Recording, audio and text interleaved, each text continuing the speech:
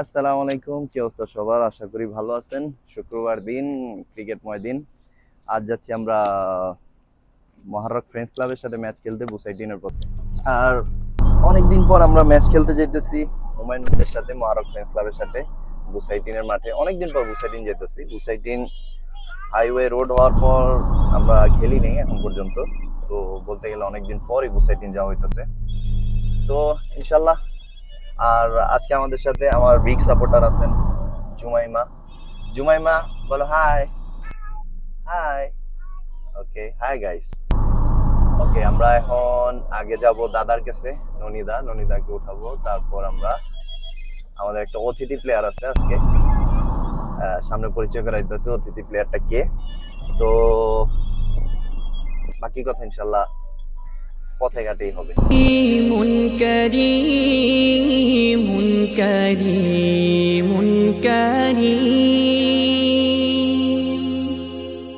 كريم كريم كريم finally আমরা আমাদের গ্রাউন্ডে এসে পড়লাম। খুবই সুন্দর একটা গ্রাউন্ড, সবচেয়ে মোস্ট বিউটিফুল থিংস হলো এই মসজিদটা। ফার্স্ট টাইম এই গ্রাউন্ডে। এখানে মোটামুটি আমাদের সবাই আইসা বসতে আমি আসার আগেই। আমাদের অতিথি প্লেয়ার সুজন ভাই।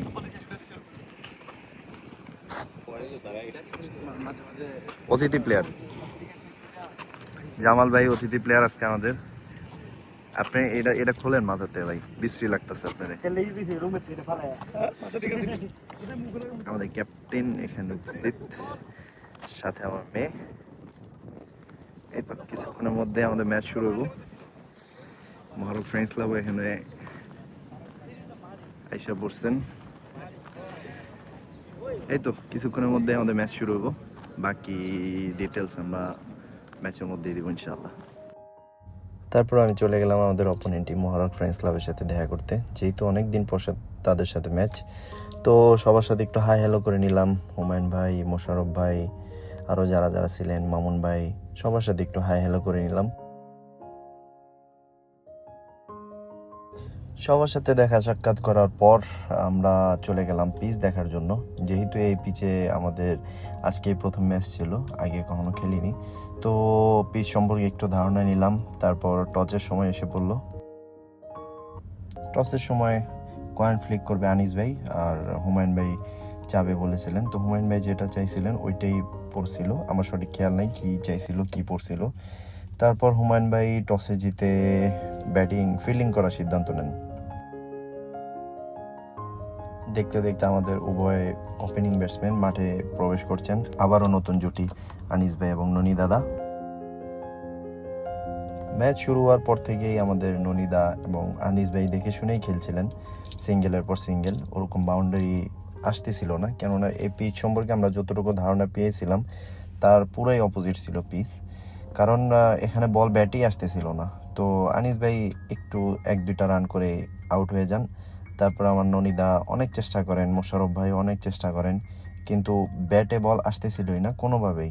কারণ পিচের মধ্যে কিছুটা সমস্যা ছিল, তো বল এদিক থেকে ওইদিকে মুভ করতেছিল।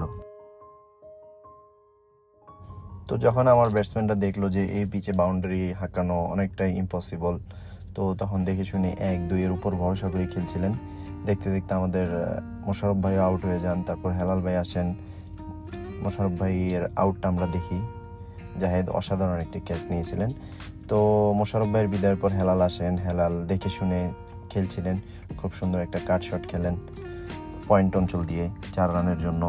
এভাবেই আস্তে আস্তে রান আগাতে থাকে। তারপর আমাদের 9 ওভারের রান থাকে আই থিঙ্ক 60 রান কিংবা 70 রান এরকম।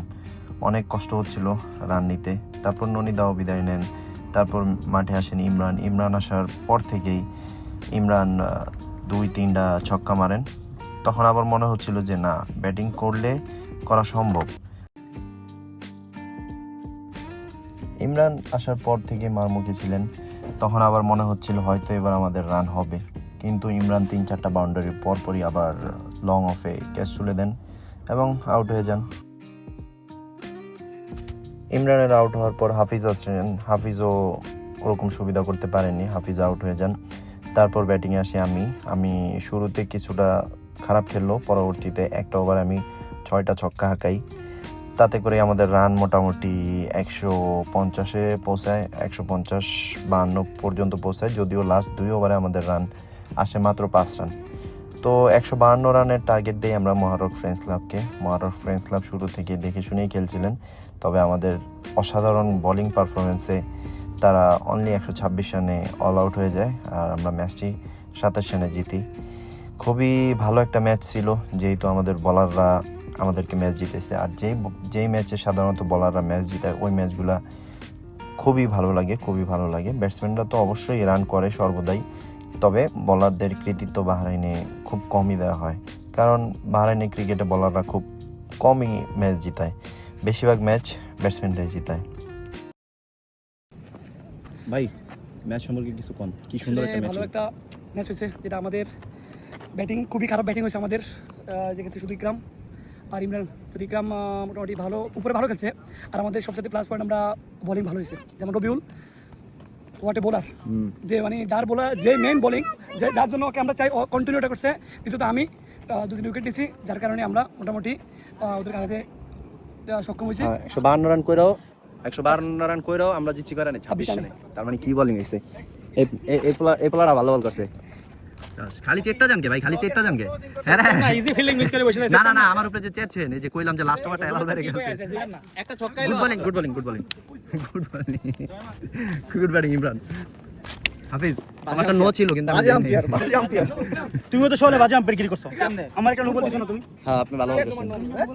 ভাইটাল হুমায়ুন ভাই, পিচটা নিয়ে কিছু কোন। পিচটা মিরপুরের পিচ ভাই, বাংলাদেশের লাগে, অন্য টিমের লাগে ব্যাটিং, বাংলাদেশের লাগে তোমার বলি ইনকম ব্যাটসম্যানরা রান পায় না। হ্যাঁ, খুবই ভালো একটা ম্যাচ ছিল, আমরা জিতছি। সবচেয়ে বড় বিষয় বলাররা ম্যাচ জিতেছে, আর আমার ক্যামেরাম্যানের খুবই অভাব।